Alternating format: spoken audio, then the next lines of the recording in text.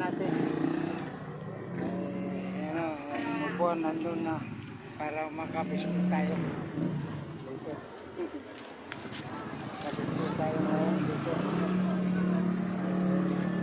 Bukas pa yata dahil hindi pa man masyado ayos.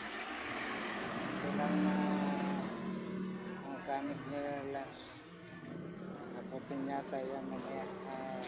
Kaya sabi ko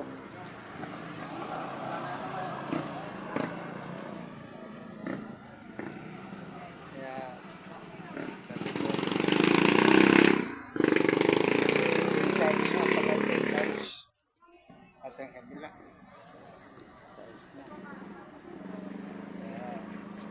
nakapisto tayo dahil linisan natin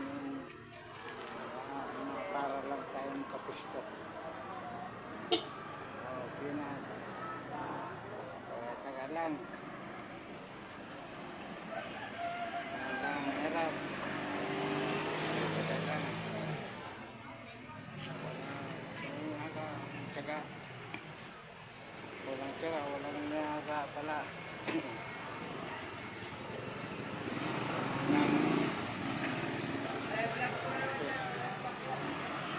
Tintis lang tayo.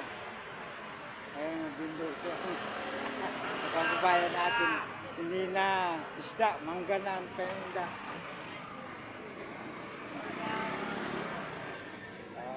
Katawa-tawa lang tayo, pero nangalit ng ano natin, sana mabait. So dito na upa ka kay tatay. Kay Pangkolaluan. Sana makapistipag tayo dito.